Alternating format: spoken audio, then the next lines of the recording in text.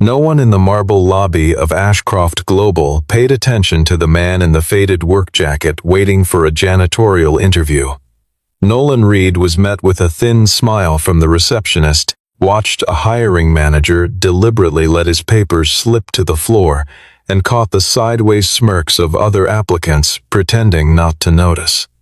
But when his application reached the 48th floor, Billionaire Chief Executive Vivienne Ashcroft read his last name, and her hand froze over the page.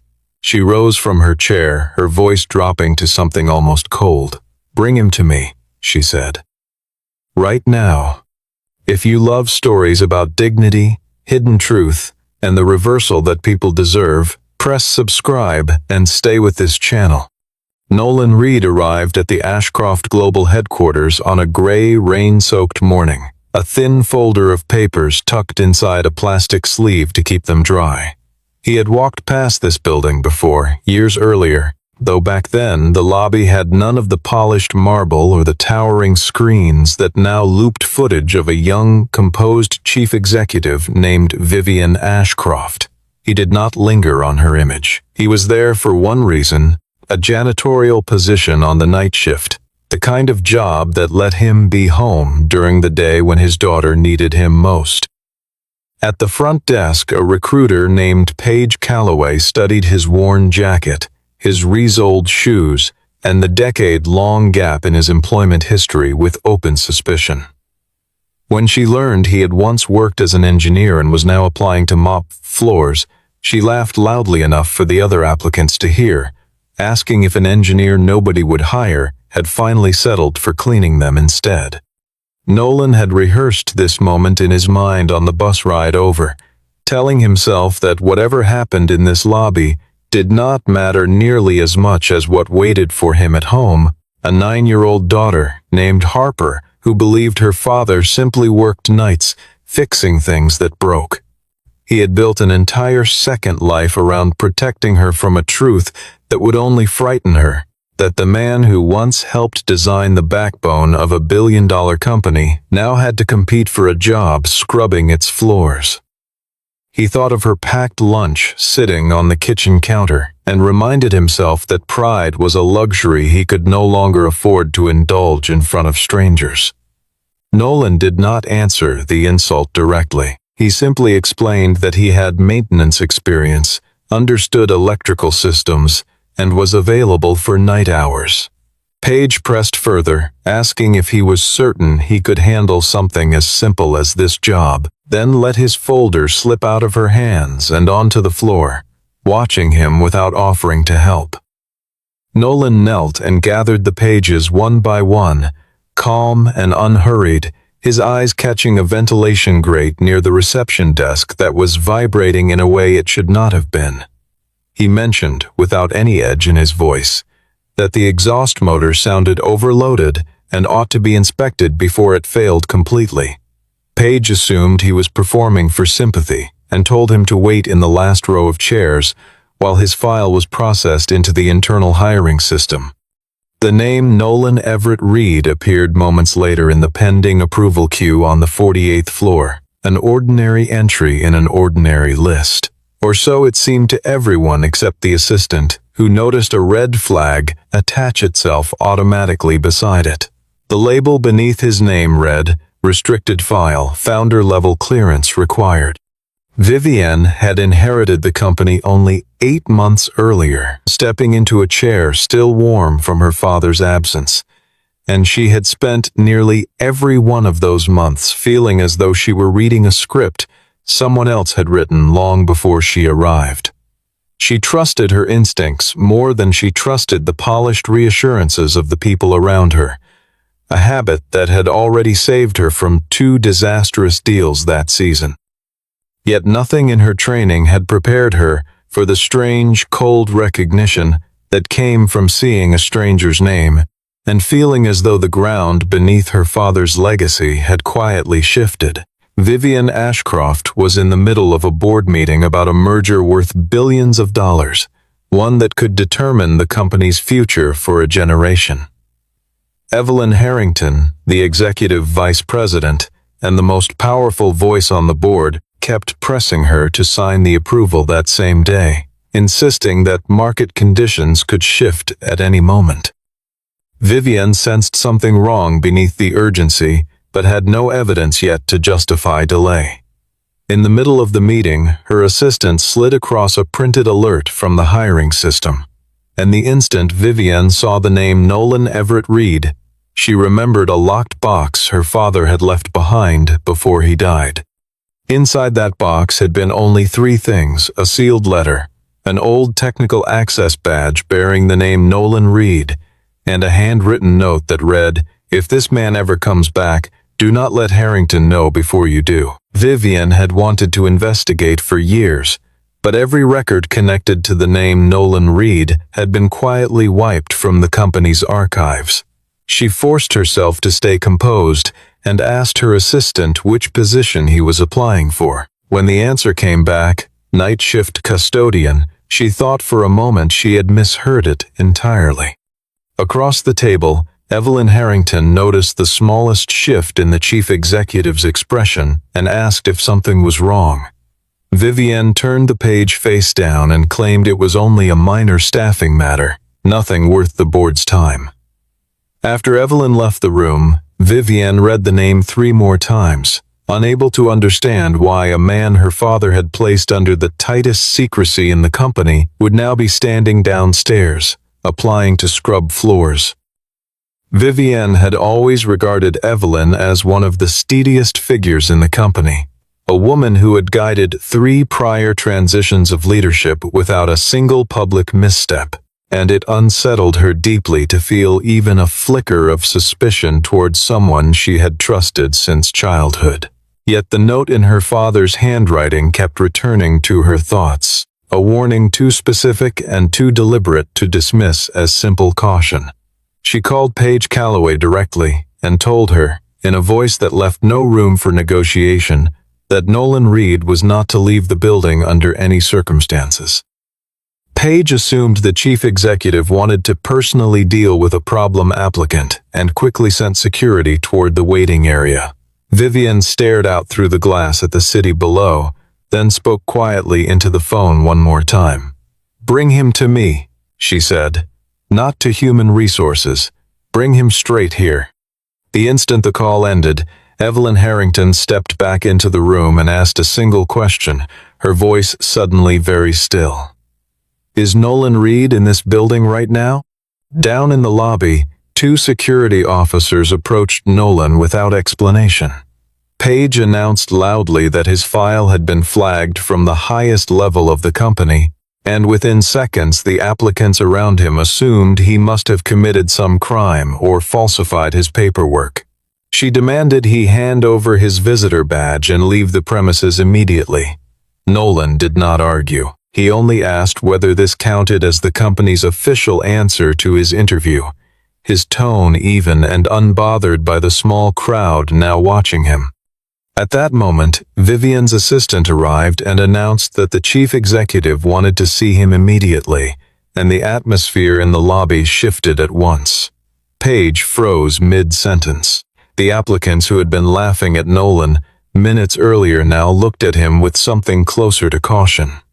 Paige tried to recover, suggesting that perhaps the chief executive simply wanted to question him personally and warned him not to exaggerate his qualifications in front of her. As the elevator climbed, Nolan watched the floor numbers rise without any visible surprise on his face. The assistant asked if he had ever been to the executive floor before, and Nolan answered simply that this floor had not existed when he used to work there. That single remark told the assistant, more clearly than any file could, that this was not an ordinary applicant. Nolan studied the reflection of the executive floor in the elevator's polished doors, noting the new layout, the relocated server access points, and the subtle redesign of the security checkpoints, cataloging each change the way a man might catalog the rooms of a house he had once lived in and been forced to leave behind. He did not allow himself to feel anger toward the building itself, only toward the choices certain people inside it had made in his absence. Somewhere beneath the calm exterior, A small, disciplined part of him was already running through old protocols, wondering whether the systems he had once trusted his life's work to were still being maintained with the same care he had once given them. Inside the boardroom, Evelyn Harrington was already trying to convince Vivian to let the legal department handle Nolan, describing him as a disgruntled former employee with a history of causing damage to the company. Vivian asked why an employee dismissed more than a decade earlier would still be enough to worry her now, and Evelyn quickly shifted her tone, insisting she was only protecting the company's interests. When the elevator doors opened, Nolan stepped out in his worn jacket, standing in stark contrast to the polished glass and steel of the executive floor. He and Vivian looked at each other for the first time, and she noticed immediately that he showed no anger and no desperation, only a kind of tired steadiness that seemed to have been earned the hard way. Evelyn approached first, her voice cold as she told him she thought he understood by now that he was no longer welcome inside this building. Nolan answered without raising his voice. "I did not come here for you," he said. "I came here for a job." Vivian set her father's sealed letter on the table between them and asked the question that had been building in her chest since she first read his name. "Why did my father write that this company still owes you something?" Nolan recognized his handwriting immediately but did not ask her to open it. He said the debt between himself and the company's founder had been settled long ago, and that all he wanted now was a legal job with steady hours and health coverage. Vivian asked why an engineer who had once worked for the company would apply to be a janitor, and Nolan told her plainly that the market did not care how skilled a person once was if his file carried the label of an industrial disaster. Evelyn cut in and reminded everyone of the old report, insisting Nolan had violated procedure and cost the company millions of dollars. Nolan did not argue the point. He simply asked whether she still had the original version of that report. Evelyn said the file had been destroyed under standard retention policy, and Nolan looked directly at her. "Then you are accusing me based on a document that no longer exists," he said. Vivian began to notice how many of Evelyn's answers seemed to contradict each other. She offered Nolan a sum of money to quietly resolve the situation, but he refused, unwilling to let his silence be purchased a second time. He asked instead to be evaluated the same way any other applicant would be.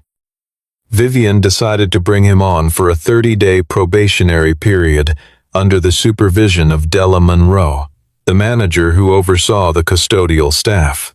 Evelyn objected strongly, warning that a man with a history of sabotage should never be given access to the building again. Vivian replied that custodial staff only reached restricted areas under supervision, and that every hallway was covered by cameras regardless of who walked through it. Nolan agreed to the terms but asked for one condition of his own, that his file receive no special treatment of any kind. Before he left the room, he glanced at a monitor displaying the building's power systems and mentioned, almost in passing, that the backup load readings looked incorrect. Evelyn mocked him openly, saying he had not even picked up a mop yet and already believed himself an engineer again. Nolan answered evenly that a system does not care whether the person who catches its failure is wearing a suit or a uniform. Vivian asked one more question before letting him leave the room, wanting to know why he had never, once in 12 years, tried to clear his name through the courts or the press. Nolan told her that a man fighting a company with unlimited lawyers rarely wins, and that the only thing he had ever truly wanted to protect was his daughter's ability to grow up without watching her father lose that fight in public. Evelyn used the silence that followed to remind the room that sentiment was not evidence, and that the board had more pressing matters than an old grudge dressed up as tragedy. Vivian ignored her, escorting Nolan to the elevator herself, an act that visibly unsettled every assistant who witnessed a chief executive walking a probationary janitor to the door with something close to respect. That same night, A section of the server floor lost power at the exact location Nolan had pointed to only hours earlier. Each night before his shift began, Nolan called home to check on Harper, keeping his voice light and unbothered no matter what had happened hours earlier in a boardroom 48 floors above him. During one such call, she asked if he liked his new job, and he told her simply that he was helping people see things they had missed, a description close enough to the truth to satisfy her curiosity without frightening her. Those short conversations became the quiet anchor of his days, a reminder that whatever indignities waited for him inside that building, none of them were large enough to touch the life he had built outside of it. Nolan began his new position under Della Monroe's supervision, and she knew nothing of what had happened upstairs. All she saw was a careful worker who never complained and always finished the hardest tasks first. Some of the office staff began leaving coffee cups, wrappers, and spilled food behind him on purpose, right after he had cleaned a section, simply to watch how he would react. Word of the incident on the executive floor had already spread downward, and a few employees began calling him the engineer with a mop under their breath whenever he passed. Nolan never responded to any of it. He noted which areas needed extra attention and continued his work without complaint. Della had managed the custodial staff for nearly 2 decades and had long ago learned to recognize which employees were simply passing through and which ones treated the work with genuine care, and Nolan belonged unmistakably to the second category from his very first shift. She noticed how he checked equipment no one had asked him to check, how he memorized the layout of the building faster than anyone she had trained before, and how he never once complained about the small cruelties some of the office staff seemed to enjoy inflicting on him. Della had heard the rumor about the executive floor summons, but assumed it was simply gossip born from boredom, the kind of story that circulated whenever someone slightly unusual joined the team. She kept her questions to herself, choosing instead to judge him by the only measure she trusted, the quality and honesty of his work night after night. While cleaning the technical floor, Nolan discovered new sensor units installed under a vendor code that belonged to a supplier the company had previously banned from its contracts. He also noticed that the backup power schematic had been quietly altered so that several critical floors now depended on a single shared switching station, a mistake far too obvious to be accidental. Nolan reported it to the maintenance supervisor, but was brushed aside because he was still only a probationary employee. Della privately advised him not to make waves, though she also kept a copy of his notes without telling him. That same night, Vivian reviewed the security footage and watched Nolan methodically check vents, control panels, and wiring with the practiced eye of someone who had clearly done this work before, long before he ever wore this uniform. She finally opened her father's sealed letter.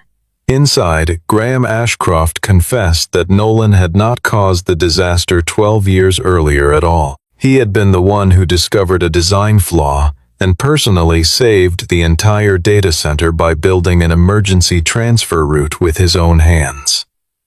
Graham also wrote that Evelyn Harrington had convinced him to place the blame on Nolan instead, fearing a lawsuit large enough to bankrupt the company. Graham admitted, in his own handwriting, that he had been a coward. Near the end of the letter was a line that made Vivian's hands go cold. Evelyn is not only hiding the past he had written, she is still using the exact same method. At the same moment, in the switching room downstairs, Nolan found a tamper seal that had been deliberately cut open. Someone had altered the system again, right after he had warned them about it the first time.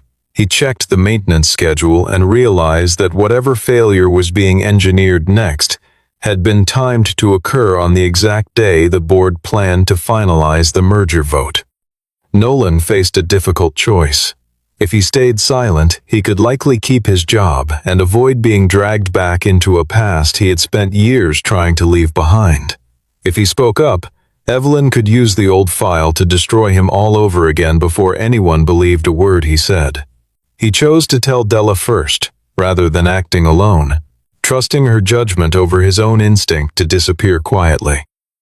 Della believed him because every technical prediction he had made so far had turned out to be accurate, and she quietly allowed him to photograph the equipment within the boundaries of his custodial duties. Nolan discovered that several maintenance contracts had been awarded to a company with financial ties to the Harrington family, cheap components billed at inflated prices meant to look routine on paper. More importantly, the faulty components were causing small, repeated power failures that were quietly dragging down Ashcroft Global's stock price right before the merger vote. Nolan spent several cross-referencing maintenance invoices against the actual serial numbers stamped on the equipment itself, discovering that at least a third of the parts billed as new replacements were refurbished units sold at prices meant for premium components. He organized his findings the same methodical way he once organized emergency response plans, labeling every discrepancy with dates, locations, and the names of the technicians who had signed off on installations that never should have passed inspection. It was slow, careful work performed after midnight, with a mop bucket parked beside him as cover, and none of it would have mattered without someone at the top willing to listen. Evelyn intended to use that manufactured instability to pressure Vivienne into selling the company to a fund controlled by her own family. Vivienne secretly brought in an independent auditor named Elias Wren to examine the suspicious contracts without alerting the board. Evelyn learned that an investigation was underway and ordered Paige Calloway to dig through Nolan's employment file, hoping to find a reason to remove him before he could present anything formal. Evelyn had spent the better part of her career learning exactly how much damage a well-timed accusation could do to someone with no institutional power to defend himself, and she saw no reason this situation should be any different from the dozens of quiet removals she had orchestrated over the years. She reminded Paige that perception moved faster than truth inside any large company, and that, by the time anyone bothered to check the facts, the narrative would already be settled in the minds of everyone who mattered. Paige, eager to prove her loyalty and secure her own position, did not hesitate to follow the instructions handed down to her. Paige fabricated a claim that Nolan had accessed a restricted area without authorization. In front of several employees, she confiscated his badge and announced that he had used his custodial position to infiltrate confidential company data. Nolan was made to stand beside the security desk while coworkers walked past, looking at him the way people look at someone accused of a crime. Evelyn appeared and told him that men like him always found a way to blame someone wealthier rather than accept their own failures. Nolan remained calm and simply asked how she had arrived on the scene so quickly, before any formal report had even reached the executive floor. For a brief moment, her composure slipped. Della arrived with the shift assignment log, proving that Nolan had every right to be in that area to address a reported water leak. Vivienne overturned the termination decision and ordered an internal hearing to review the entire matter. Evelyn stood before the board and declared, without hesitation, that Nolan was not a witness at all, but the very man who had sabotaged the system in the first place. The boardroom was filled with directors, attorneys, and bank representatives when the hearing began. Nolan was seated at the far end of the table, still in his custodial uniform, since his shift had ended only minutes before the meeting started. Evelyn used the contrast deliberately, presenting the old report from 12 years earlier and describing Nolan as an undisciplined engineer with a history of unauthorized interference in company systems. She asked the board directly whether they would trust a woman who had served the company for decades, or a man who now mopped floors to survive. A few members of the board actually laughed at the comparison. Nolan made no attempt to win them over with emotion. He asked to see the original report, and within seconds, pointed out that the date on the document did not match the formatting the company used at that time. He also noticed that the digital signature had clearly been added years after the fact, a detail easy to overlook unless someone understood exactly what they were looking at. Evelyn accused him of speculating without proof. Vivienne presented her father's letter, but Evelyn dismissed it as a private note with no legal standing whatsoever. At that moment, Auditor Elias Wren stepped forward and presented the suspicious maintenance contracts he had uncovered. Elias walked the board through each transaction with the patience of a man who understood that numbers, presented clearly enough, could dismantle a lie faster than any argument. He displayed invoice after invoice, each one bearing minor inconsistencies easy to miss individually, but impossible to ignore once laid side by side, showing a pattern repeated across nearly 3 years of maintenance spending. Several directors who had approved these budgets without close scrutiny shifted visibly in their seats, realizing they too had unknowingly signed off on funds that ultimately enriched a single family at the expense of the wider shareholder base. The money trail led directly to a shell company registered under the name of Evelyn's own niece. Evelyn changed direction entirely, accusing Nolan of conspiring with Vivienne to invent the entire scandal simply to block the merger. Nolan asked to display the technical diagrams on the main screen and explained, in plain terms anyone in the room could follow, exactly how the system had been manipulated to create small failures large enough to lower the stock price, but small enough to avoid regulatory attention. Evelyn sneered that he still believed he was the smartest person in the room, even though he had walked in carrying a mop. A junior board member, uncertain until that point which side of the room to trust, quietly asked Nolan how he could be so certain about details from 12 years earlier without notes or files of his own to reference. Nolan explained that a man does not forget the exact moment he built something with his own hands to keep hundreds of strangers from losing their jobs, that some memories do not fade simply because the world moves on without acknowledging them.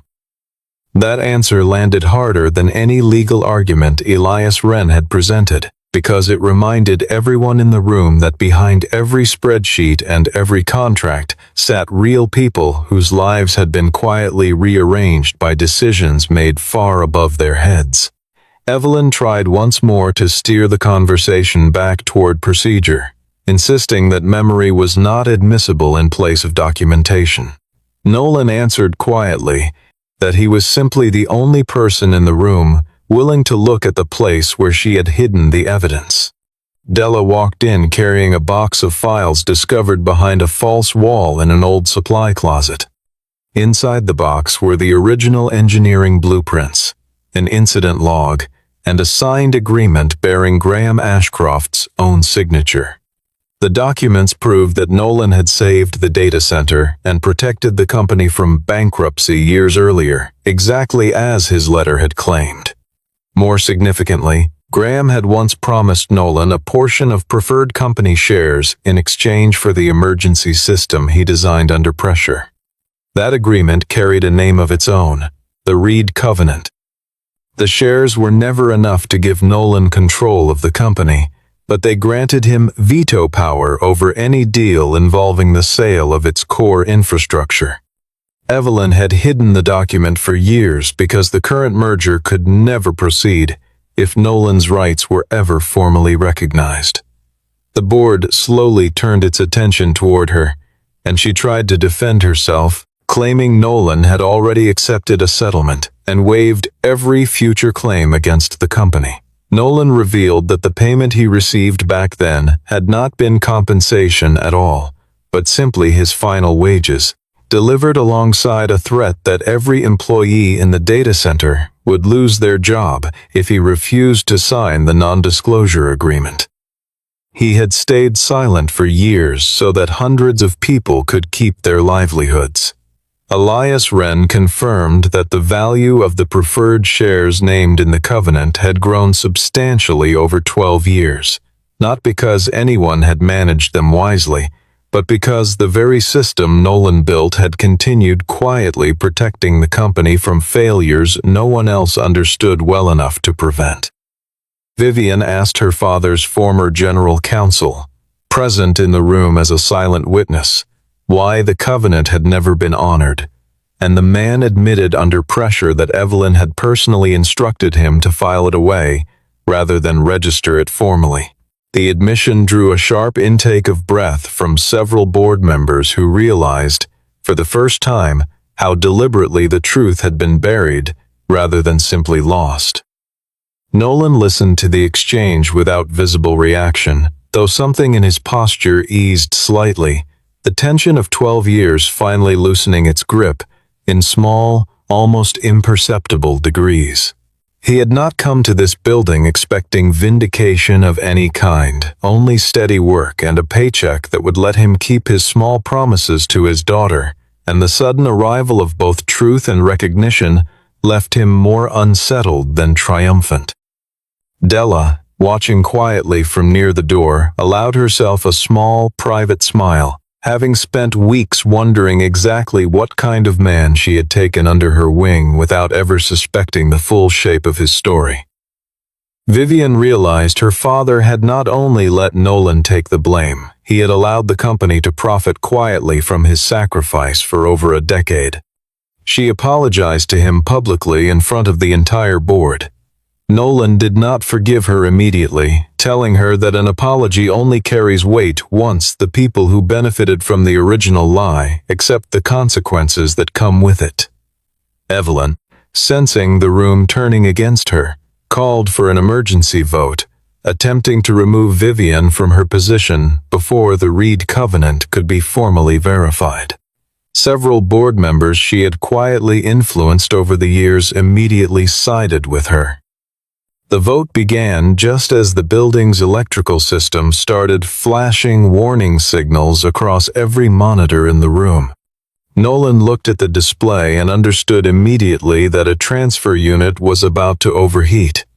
If it failed, the entire data connection supporting the audit would be severed, giving Evelyn the opening to claim the evidence itself had been tampered with. Nolan stood, removed his custodial badge from around his neck, and spoke to the room in a voice that finally carried the full weight of what he once had been. Everyone in this room has 7 minutes before the building loses its entire backup power supply, he said. Evelyn accused him of manufacturing panic to delay the vote in Vivian's favor. Vivian believed him without hesitation, halting the meeting immediately and authorizing emergency technical access on the spot. Nolan did not act like some lone hero rushing to save the day. He assigned clear roles to the maintenance team, security staff, and Della, refusing to let any single person tamper with a dangerous system alone. He directed the technical crew to isolate the compromised switching station and reroute power through an older backup line, one he had personally designed more than a decade earlier and that had simply been forgotten rather than removed. That old line still existed only because no one at the company had ever fully understood it well enough to dismantle it. Evelyn attempted to leave the boardroom with her phone and a folder of documents, but Vivian ordered security to keep every board member inside until the evidence could be secured.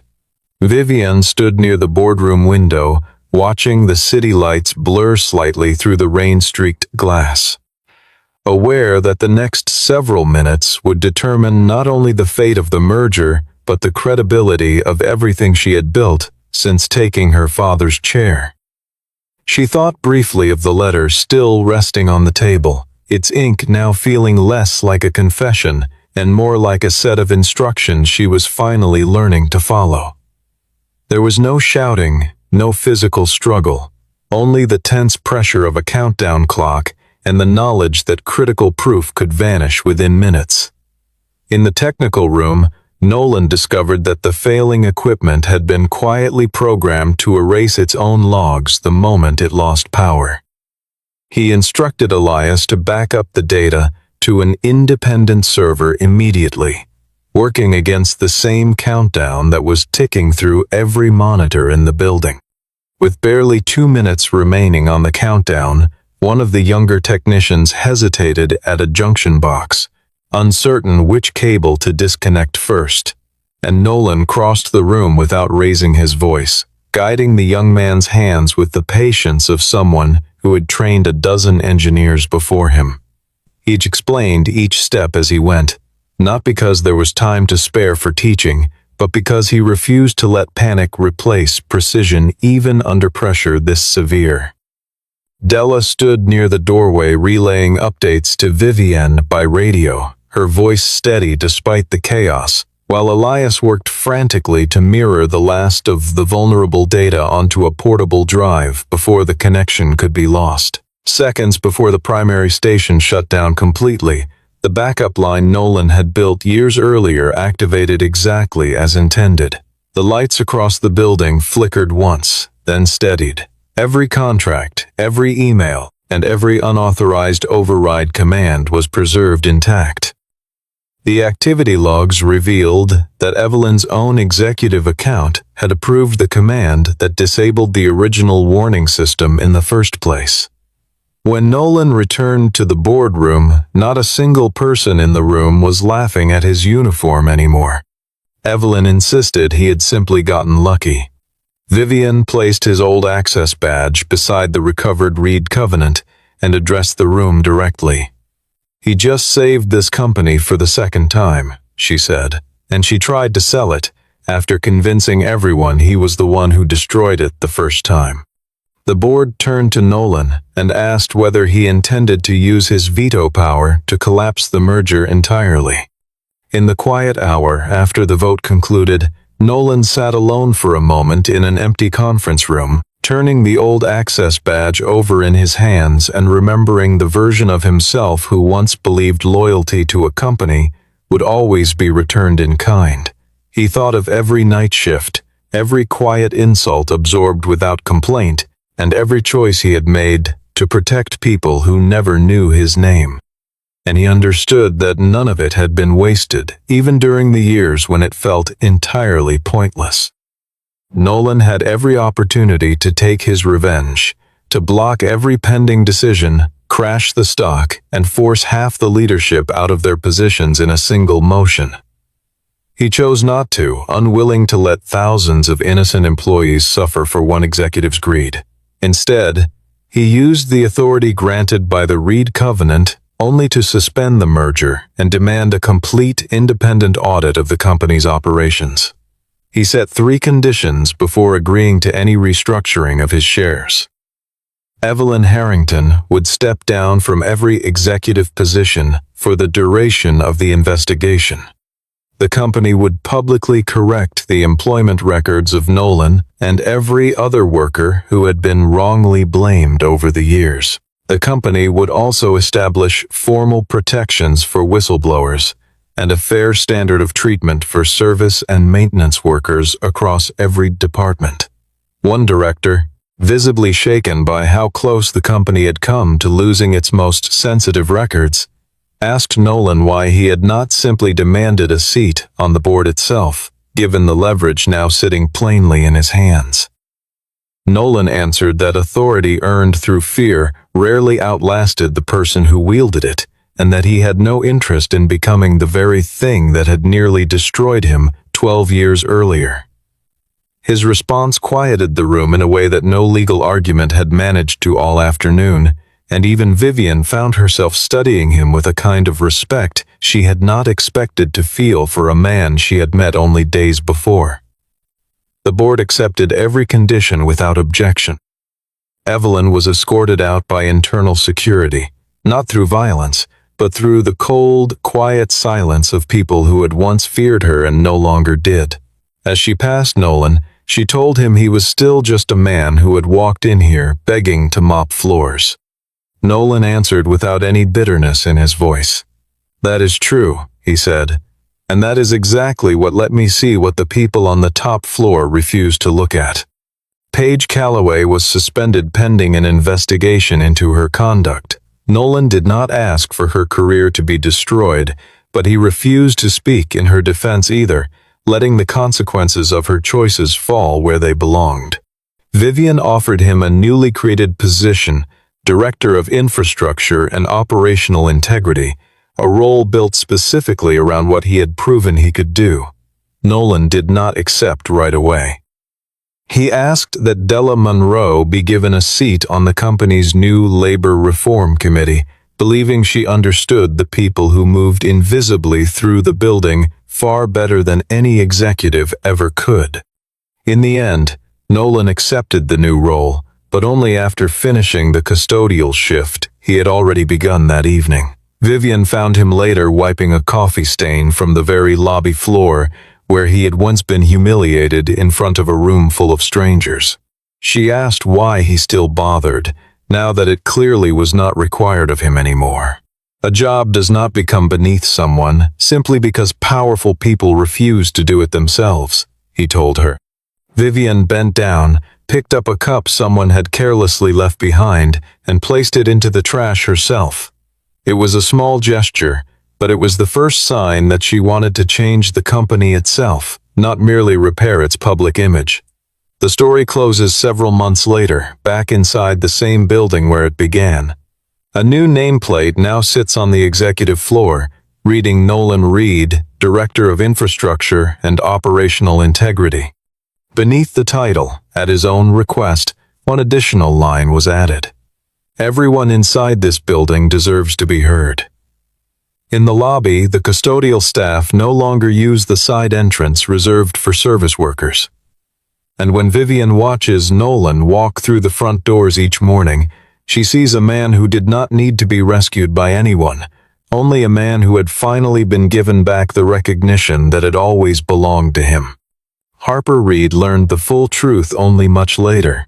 On the afternoon, her father was invited to speak at a small ceremony honoring the maintenance and custodial staff of Ashcroft Global for their contribution to the company's safety record.